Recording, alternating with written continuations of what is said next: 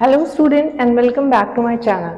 So students, today I am going to explain you history of trade and commerce. So before starting the explanation, let's take a quick revision. So let's revise that what is trade and commerce. As I have already told you that trade is buying and selling of goods. Trade का मतलब है बेचना और खरीदना goods का. ठीक है, बस इतना ही हम समझेंगे, बहुत डीप एक्सप्लेनेशन में नहीं दूंगी. So, what is the meaning of commerce? Commerce means buying and selling of goods along with auxiliaries to trade. मतलब कि कॉमर्स के अंदर ट्रेड तो इंक्लूड हो ही गया, उसके साथ साथ we have auxiliaries to trade also. That means trading करने में वो सारी एक्टिविटीज जो हमें हेल्प करती हैं वो भी कॉमर्स में ऐड होती हैं. For example transportation, warehousing, advertisement, they all are included to commerce as they are auxiliaries to trade. Okay, so ये था एक छोटा सा रिवीजन. अब हम आ जाते हैं अपने एक्सप्लेनेशन पे. So as it is written, history of trade and commerce. आज के टाइम पे हम कैसे व्यापार कर रहे हैं, कैसे बिजनेस कर रहे हैं, वो हम सबको पता है कि कैसे कर रहे हैं.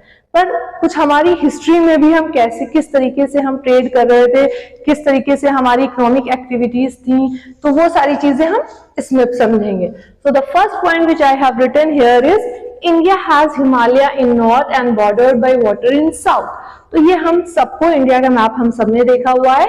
सो what we have in south, we have water, यहाँ पे सब पानी ही पानी है. And in north we have Himalayas. Himalayas हमारे नॉर्थ पे हैं. ये हम क्यों बता रहे हैं? क्योंकि हमें एक चीज जानना बहुत जरूरी है, that for the economic development of any country the physical environment is very important. कि हमारे आसपास का environment कैसा है, वातावरण कैसा है, वो बहुत important है. अब physical environment में हमारी trees आ गए, हमारी air हो गई, we have oceans, lakes, ये सारी चीजें हमारी physical environment में आती हैं. So for the development, economic development of any country, physical environment is also very important. So let's come to the next point. It is written here, Silk Route. What is Silk Route? Network of roads connected India to adjoining countries, establishing commercial and political contacts. So as you can see the name which is written here, Silk Route. तो Silk Route मतलब रास्ता. It is a network of roads. बहुत सारी roads का network है. तो Silk Route से आपको ये लग रहा होगा कि ये रोड सिल्क की बनी होगी, पर ऐसा बिल्कुल भी नहीं है. Why it is named as Silk Route? क्योंकि इस रूट पे इंडिया ट्रेड करती थी बहुत सारे फॉरेन किंगडम से और बहुत सारे एशियन एम्पायर्स के साथ भी. और यहाँ पे जो मेन ट्रेड होता था वो होता था सिल्क का. That's why the name is given here is Silk Route. और भी बहुत सारी चीजें हैं जिनकी ट्रेडिंग होती थी, बट मेनली जो ट्रेडिंग होती थी वो सिल्क रूट पे सिल्क की ट्रेडिंग होती थी. और ट्रेडिंग होने से क्या फायदा हमारी कंट्री को मिला? वो फायदा ये था, we have established some commercial and political contacts. अब जाहिर सी बात है कि एक कंट्री दूसरी कंट्री से जब मिल रही है, आ रही है, जा रही है, तो क्या होगा, उनके साथ हमारे कनेक्शंस अच्छे होंगे, हमारे कॉन्टैक्ट्स अच्छे होंगे, चाहे वो पॉलिटिकल कॉन्टैक्ट्स हो, चाहे हमारे कमर्शियल कॉन्टैक्ट्स हो, वो अच्छे होंगे. सो ये था silk route. So the next point which I have written here is spice route. अब स्पाइस रूट से आप कहेंगे मैम ये मसालों का रूट है, मतलब यहाँ पे मसालों की सड़क बनी होगी. नो बिल्कुल, ऐसा बिल्कुल भी नहीं है. Why it is called as spice? Spice का मतलब मसाले, तो इसको स्पाइस रूट इसलिए, स्पाइस रूट का एक और नाम है that is maritime route. That mean वो रूट जो पानी के थ्रू होता है वो स्पाइस रूट है. अब यहाँ पे अगर हम अपने साउथ में, जैसे कि मैंने यहाँ पे मैप बहुत अच्छा सा बनाया नहीं हुआ है, पर अगर हम अपने साउथ में आ जाते हैं तो साउथ में क्या है कि वी हैव वाटर हियर. सारी यहाँ पे पानी ही पानी हमारे पास है.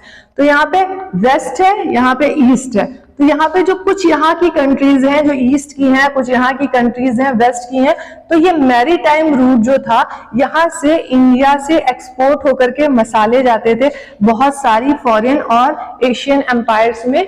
और इससे क्या होता था, इस मैरीटाइम पानी के रूट के थ्रू हमने अपनी कंट्री के कनेक्शन बहुत सारी फॉरेन कंट्रीज और एशियन एम्पायर्स के साथ बनाए थे. तो आप समझ लीजिए कि जो ये सिल्क रूट था, इस रूट में हम ट्रैवल करते थे लैंड के थ्रू, और जो ये हमारा स्पाइस रूट है इसमें हम ट्रैवल करते थे through water. Water medium of travel था, वहां पे वाटर के थ्रू हम ट्रैवल करते थे.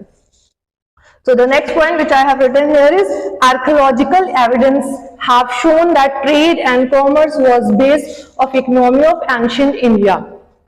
अब चलिए हम अगर हिस्ट्री में चले जाते हैं कि एंशियंट इंडिया के टाइम पे क्या होता था। आज से 5000 साल पहले तकरीबन we have some commercial cities like Harappa and Mohenjodaro. अब उनको कमर्शियल सिटीज इसीलिए कहा जाता था क्योंकि उस टाइम पे उन सिटीज के कुछ एविडेंसेस ऐसे मिले हैं जिनसे ये पता चलता है कि वो लोग भी ट्रेड करते थे। अब ये जो हमारे हड़प्पा और मोहनजोदारो थे, so they have traded with Mesopotamia. Mesopotamia is also an ancient civilisation.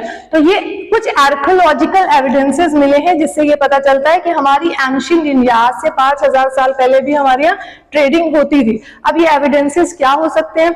हो सकता है कुछ कॉइन्स मिले हो, कुछ बर्तन मिले हो जिनसे ये पता चला कि ये बर्तन, ये कॉइन्स इंडिया में भी थे और हड़प्पा एंड मोहनजोदारो में भी पाए गए, मेसोपोटामिया में भी पाए गए।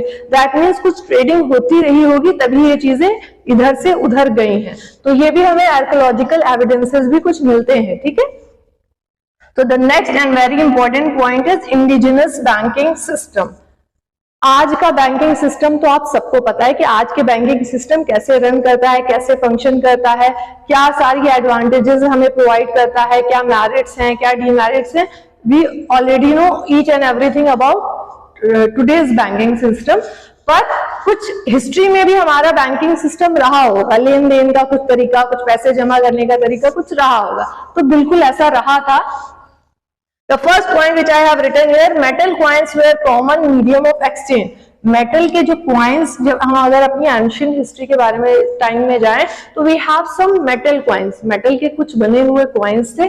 अब ये क्या थे? मीडियम ऑफ एक्सचेंज थे। आपने सुना भी होगा, देखा भी होगा, पढ़ा भी होगा कि पहले के टाइम पे जो राजा महाराजा थे वो कुछ कॉपर के, गोल्ड के, सिल्वर के कॉइन्स बनाते थे। जैसे कि राइट नाउ हमारे पास बहुत सारे 1000 का नोट, 2000 का नोट है। उस टाइम पे वी हैव दीज कॉइन्स, ये मीडियम ऑफ एक्सचेंज होते थे अगर हमें कुछ खरीदना होता था, कुछ बेचना होता था। अगर इससे भी पहले की हिस्ट्री में चले जाए तो we have barter system. Barter system क्या होता है कि उस टाइम पे पैसे नहीं होते थे, कॉइन्स भी नहीं बने हुए थे, ये मेटल कॉइन्स भी नहीं हुए थे। तो क्या होता था, किसी चीज के बदले में कोई चीज ले लेना। फॉर एग्जांपल, अगर आपने गेहूं मैन्युफैक्चर किया है और आपको चाहिए चावल, तो आपने जाकर के अपना गेहूं दिया और चावल उनसे ले लिया कि उस टाइम आपको चावल की रिक्वायरमेंट है, तो वो बार्टर सिस्टम चला गया। उसके बाद फिर आया ये मेटल कॉइन्स का यूज, कि मेटल कॉइन्स यूज हुए as a medium of exchange. The next point which I have written here, documents such as hundi and chitti were used for buying and selling on credit. Credit का मतलब आप सबको पता है कि कोई चीज उधार पर लेना। तो उस टाइम पे कुछ डॉक्यूमेंट्स आए जिनका नाम हुंडी, चिट्ठी, और भी बहुत सारे डॉक्यूमेंट्स हैं जिनका अलग अलग नाम है। ये दो कुछ ज्यादा फेमस डॉक्यूमेंट्स हैं जिनका नाम है हुंडी एंड चिट्ठी। ये क्या करते थे? ये warranty the payment of money, payment of money के लिए वारंटी करते थे। कैसे करते थे? चलिए एक एग्जाम्पल से समझते हैं। फॉर एग्जाम्पल, ये है राम, ठीक है, ये राम है और ये है एक शॉपकीपर।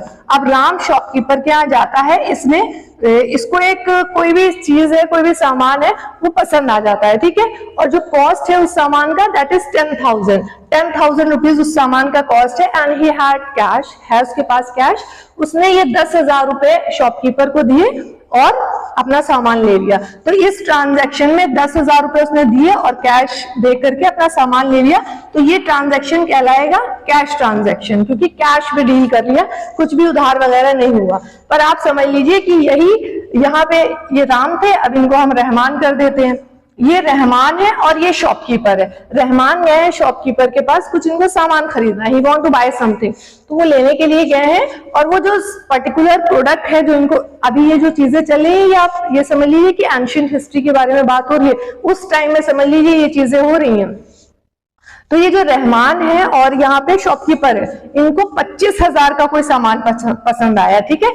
और कैश में रहमान हैज ओनली 10,000 रुपीज। अब 15,000 रुपए ये कैसे दे? उस टाइम पे जब एंशिएंट टाइम था, we have transportation problem also. ऐसा नहीं हो सकता था कि आज के टाइम पे तो हम गए घर से ला करके दे सकते हैं, बहुत सारे ऑप्शंस हैं right now we have, but at that time we don't have these options. अब इसको ट्रांसपोर्टेशन का भी बहुत कॉस्ट लगता, बहुत कुछ होता। तो क्या था कि रहमान ने डिसाइड किया कि ये इसको हुंडी और चिट्ठी दे देगा। क्या ये एक रिटन डॉक्यूमेंट दे देगा जिसमें इसका साइन होगा और उसमें ये वारंटी होगी कि ये 10,000 रुपए इसको प्रोवाइड करेगा। अगर आप इसको रिलेट करना चाहें तो आज के बैंकिंग सिस्टम से अगर रिलेट करना चाहें तो आज के टाइम पे हम चेक दे देते हैं, तो चेक भी एक वारंटी होती है कि आप मेरे पास कैश अभी नहीं है, आप ये चेक ले लीजिए और बाद में जाकर के आप उससे पैसे ले लीजिएगा। तो वैसे ही these are the documents which are providing warranty of payment, कि पेमेंट आपको मिल जाएगा, ये वारंटी दे देते हैं। ओके, तो ये था हमारा इंडिजिनस बैंकिंग सिस्टम। अब ये समझिए उस टाइम पे और भी कुछ चीजें थी जो हो रही थी, that was agriculture and domestication of animals help to generate surplus. Surplus generate करने के लिए उस टाइम पे हिस्ट्री एंशिएंट टाइम पे एग्रीकल्चर और डोमेस्टिकेशन भी बहुत होता था। अब क्या होता था कि इंसान एग्रीकल्चर कर रहा है, वो उगा रहा है, चीजें उगा रहा है, और फिर उसके साथ साथ वो डोमेस्टिकेशन ऑफ एनिमल्स भी कर रहा है ताकि वो सरप्लस जनरेट कर सके, कुछ extra amount of money generate कर सके, उसके खाने खर्चे के बाद भी उसके पास कुछ पैसा बच सके। तो उस वजह से एग्रीकल्चर और डोमेस्टिकेशन हो रहा था। अब हमारी एंशिएंट टाइम पे वी हैव डेवलपमेंट ऑफ कारखानास और workshop, here skilled artisans converted raw material into finished good. उस टाइम पे वी हैव कारखानास, बहुत सारे कारखाने का भी डेवलपमेंट हुआ और इसमें बहुत सारे स्किल्ड जो हमारे आर्टिशंस थे वो रॉ मटेरियल को कन्वर्ट करते थे फिनिश्ड गुड में। Okay, so this is the explanation. I hope कि आपको ये एक्सप्लेनेशन समझ में आया होगा। अगर आपको ये एक्सप्लेनेशन समझ में आया है so please do like and share my YouTube channel. Okay, so bye everyone and take care.